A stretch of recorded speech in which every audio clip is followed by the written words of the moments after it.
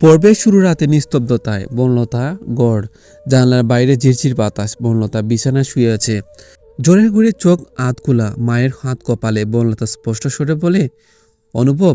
মা চমকে ওঠেন, মেয়ের মুখের দিকে তাকিয়ে থাকেন, চোখ ভিজে আসে। অন্যদিকে অনুভবের ঘর আলো জ্বালানো। অনুভব ঘুমাতে পারেনি, ফোন হাতে নিয়ে বারবার বনলতার নামটা দেখছে। খবরটা মাথা থেকেই যাচ্ছে না, বনলতা অসুস্থ। অনুভব নিজের সঙ্গে কথা বলে, একবার গিয়ে দেখলে কি এমন ক্ষতি হতো। ঠিক তখনই বাবার কণ্ঠ বাহির থেকে, এখনো ঘুমাসনি? অনুভব চুপ করে থাকে। বাবা বলেন, কিছু সম্পর্ক চিরে ফেলতে হয়, না হলে নিজের জীবনটাই ভেঙে যায়। অনুভব উত্তর দেয় না। বনলতার জ্বর কিছুটা কমেছে, কিন্তু শরীর দুর্বল। মা বলেন, তুই নিজের সাথে এমন করছিস কেন? বনলতার চোখ সরিয়ে নে, ধীরে বলে, আমি কাউকে কষ্ট দিতে চাইনি মা, কিন্তু সত্যি বলার সাহসও পাইনি। মায়ের মুখ শক্ত হয়ে যায়। নীরবতাও যে কষ্ট দেয় সেটা বুঝলি না? এই কথাটা বনলতার বুকে আঘাত করে। সকালে আত্মীয়দের ফোন আসতে থাকে, বিয়ের প্রসঙ্গ আবার উঠছে। বনলতা পাশের ঘর থেকে শুনছে, এবার তার চোখে ভয় স্পষ্ট। এদিকে অনুভব অফিসে গেছে, কিন্তু কাজে মন নেই। সহকর্মীর কথা কানে ঢুকছে না, বারবার জানালার বাইরে তাকাচ্ছে। হঠাৎ বনলতার মায়ের নম্বর থেকে ফোন আসে। অনুভব থমকে যায়। মা বলেন, বনলতা খুব দুর্বল। শুধু জানলাম ফোন কেটে যায়। অনুভব আর বসে থাকতে পারে না। বনলতার বাড়ির সামনে অনুভব দাঁড়িয়ে, ভেতরে ঢুকবে কি না এই দ্বন্দ্ব। এক ধাপ এগোয়, আবার থেমে যায়। নিজেকে বলে, এটাই শেষ সুযোগ। ভেতরে বনলতা জানলার পাশে বসে হঠাৎ অনুভবকে দেখতে পায়। চোখ বড় হয়ে যায়, বিশ্বাস করতে পারে না। দুজনের চোখাচোখি, কোনো কথা নেই। সময় থমকে যায়। মা অনুভবকে দেখে অবাক হন।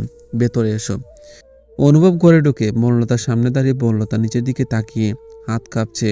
অনুভব ধীরে বলে, আমি কোনো প্রশ্ন করতে আসিনি। একটু থেমে, শুধু জানতে চাই, আমি কি এখনো কিছু মনে রাখি? বনলতা চোখে জল জমে, অনেক কষ্ট মুখ তুলে, তুমি সবসময় মনে রাখো। এই প্রথম সে সরাসরি কথা বলছে। অনুভবের চোখ ভিজে যায়। বনলতা বলতে শুরু করে, আমি ভয় পেয়েছিলাম, আমার নিজের দুর্বলতা, আমার অতীত সবটা বললে তুমি চলে যাবে ভেবেছিলাম। অনুভব কণ্ঠ ভারী করে বলে, তুমি না বলায় আমি এমনিতেই ভেঙে পড়েছিলাম। নীরবতা। তারপর বনলতা ফিসফিস করে, তুমি চলে যাও আজও যদি তুমি চলে যাও আমি কিছু বলবো না। এই কথাটা অনুভবকে নাড়া দেয়। অনুভব এক ধাপ এগিয়ে আসে। আমি এক ধাপ দূরে ছিলাম বনলতা, আজ তুমি না ডাকলে হয়তো ফিরে যেতাম। বনলতার চোখ দিয়ে জল গড়িয়ে পড়ে। সে প্রথমবার নিজের হাত বাড়ায়। অনুভব সেই হাত ধরতে গিয়েও থেমে যায়। মায়ের চোখে দৃশ্যটা পড়ে। তিনি চুপচাপ ঘর থেকে বেরিয়ে যান। অনুভব বলে, আমি তোমাকে জোর করব না, সিদ্ধান্ত তোমার। বনলতার দীর্ঘশ্বাস পেলে, একটু সময় দাও, এবার পালাবো না।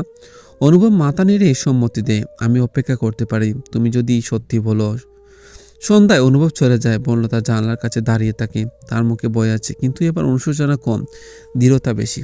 শেষ দৃশ্য, অনুভব রাস্তায় হাঁটছে। ফোনে বনলতার একটা মেসেজ আসে, আমি সব বলবো, এবার আর নীরব থাকবো না। অনুভব থেমে দাঁড়ায়, চোখে হালকা হাসি, গভীর আশা।